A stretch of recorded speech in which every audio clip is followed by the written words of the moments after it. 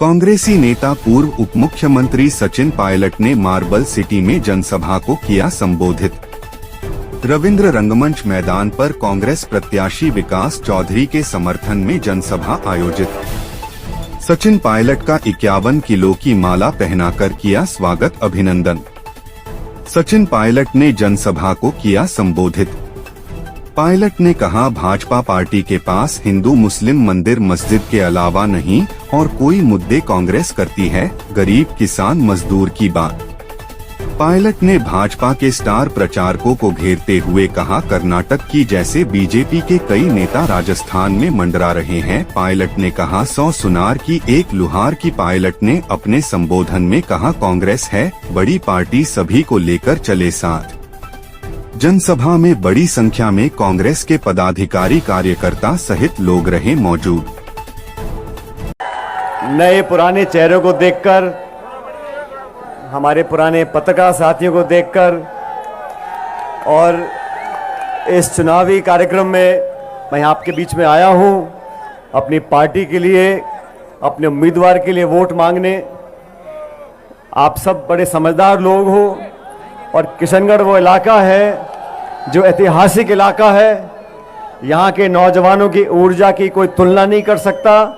यहाँ के नौजवानों की सोच की तो आप सब लोगों को निर्णय करना है कि आने वाले 5 साल तक इस प्रदेश की क्या दिशा और क्या दशा होगी। आपको निर्णय करना है कि 5 साल का हमारा भविष्य किन लोगों के हाथ में हम देना चाहते हैं। उससे पहले विकास अपनी बात रख रहे थे और मैं सुन रहा था। इस देश में 10 साल से केंद्र में जो सरकार बीजेपी की है, उन्होंने देशवासियों को क्या क्या वरदान दिए हैं। उन्होंने हमारे किसानों के खिलाफ 3 काले कानून बनाए। 2 साल तक हजारों लाखों किसान दिल्ली की राजधानी में धरना देते रहे, सैकड़ों किसानों की मौत हो गई, तब जाके काले कानून वापस लिए। बीजेपी के साथियों से पूछना चाहता हूं, आप राजस्थान में शासन करने की मांग करते हैं, आपके पिछले कार्यकाल में आपने क्या क्या किया जनता को दिखाओ। और 10 साल से आपकी जो सरकार दिल्ली में बैठी है, आपने महंगाई का क्या हाल किया। पेट्रोल डीजल देसी घी से महंगा हो गया। गैस का सिलेंडर 1100-1200 रुपए का बिक रहा है। अमीर गरीब की खाई लगातार बढ़ती जा रही है।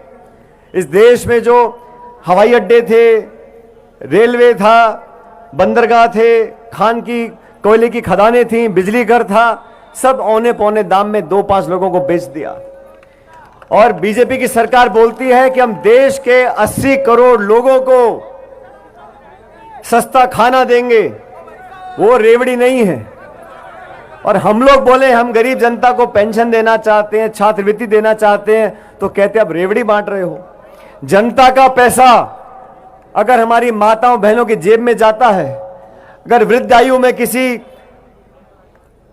बुजुर्ग को हम 1000-1500 रुपए पेंशन देते हैं तो बीजेपी को बहुत खटकता है। वो लाखों करोड़ रुपए चंद उद्योगपतियों के माफ कर देते हैं, तब उन्हें कोई गिला शिकवा नहीं होता। लेकिन गरीब आदमी के, किसान के हाथ में 2 रुपए देने में उनकी आंखें लाल हो जाती हैं। मैं तो साथियों आपसे निवेदन करने आया हूं, राजस्थान में इस बार जैसे मौसम बदल रहा है ऐसे रिवाज बदलेगा। 30 साल की जो परिपाटी चलती आ रही है वो टूटेगी और दोबारा कांग्रेस पार्टी की सरकार राजस्थान में बनने जा रही है। मैं मध्य प्रदेश होके आया, छत्तीसगढ़, तेलंगाना, सभी राज्यों में कांग्रेस की हवा है। और भाजपा को बताना चाहता हूं, कर्नाटक में आपने खूब प्रचार किया। जो मंत्री यहां मंडरा रहे हैं सारे, वो कर्नाटक में भी गए थे और कर्नाटक में कांग्रेस पार्टी जीती। हिमाचल प्रदेश में डबल इंजन करते थे, वो हिमाचल प्रदेश में एक इंजन सीज हो गया, कर्नाटक में एक इंजन सीज हो गया।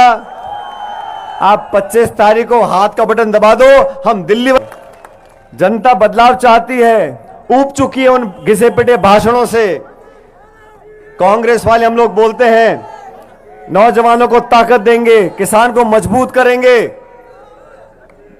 भारतीय जनता पार्टी के पास एक ही मुद्दा है, हिंदू मुसलमान, मंदिर मस्जिद, हिंदुस्तान पाकिस्तान। इसके बाद चौथी चीज बोलने को नहीं है। हम बात करते हैं किसान की, नौजवान की, उद्योग की, निवेश की, रोजगार की, खाद की, बिजली की, बीज की, पानी की, गरीबों की, उनको कोई मतलब नहीं है। इसलिए आपको दोनों पार्टियों को आकलन करना पड़ेगा।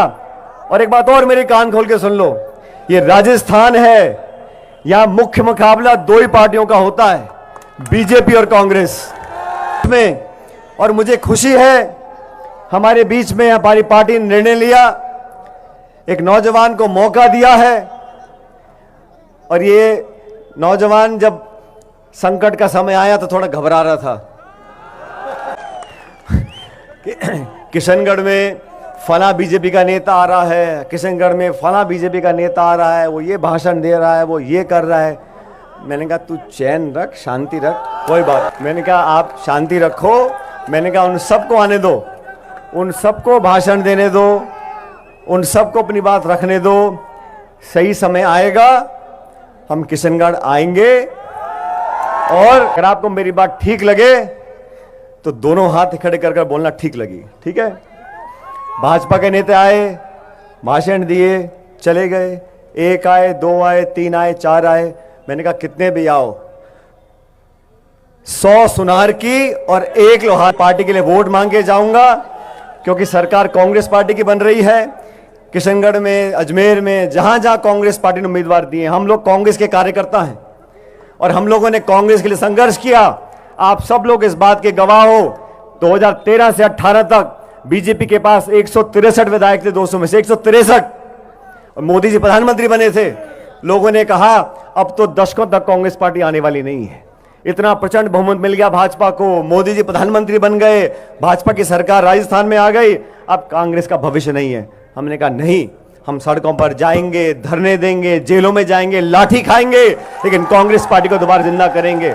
और वही कांग्रेस पार्टी ने आज जब एक नौजवान को अपना उम्मीदवार बनाया है, तो मैं आप सबसे आग्रह करना चाहता हूं, हो सकता है किसी को मनमुटाव हो और स्वाभाविक भी है, लेकिन अंत में हमें सोचना पड़ेगा। आज देश को जरूरत है कांग्रेस पार्टी की।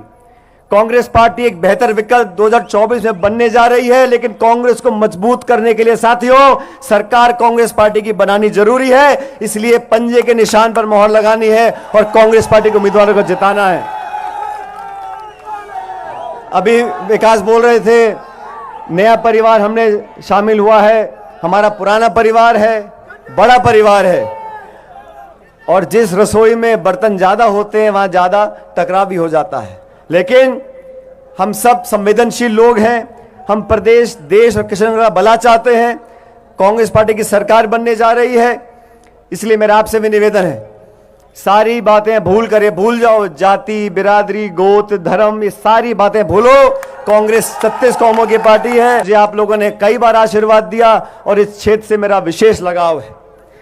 इस लोकसभा क्षेत्र में 8 विधानसभा आती हैं, लेकिन माफ करना, सबसे ज्यादा काम मैंने किया है तो किशनगढ़ में किया है। कभी कंजूसी कर जाते हो, कोई बात नहीं, ये लोकतंत्र है, जनता जनार्दन है। हमने तो आपको गणेश मानकर पूजा है और करते रहेंगे। मैं आपके बीच में आया हूं आपसे वोट मांगने मेरी पार्टी के लिए, और मैं विकास को बोलना चाहता हूं, आपने नया परिवार अपना चुना है, ये परिवार सबको साथ रखता है। लेकिन मैं इनको भी बोलना चाहता हूं, जो हमारे परिवार के पुराने सब लोग हैं, इन सबको मान सम्मान के साथ हम लेकर आगे चलेंगे। और ये मैं इस मंच से इसलिए बोल रहा हूं क्योंकि ताली दोनों हाथ से बजती है। हम सबको साथ लेंगे तो सब हमारे साथ चलेंगे। और मैं बताना चाहता हूं, मैं भी बहुत कम उम्र में संसद पहुंच गया था, 26 साल की उम्र में सांसद था।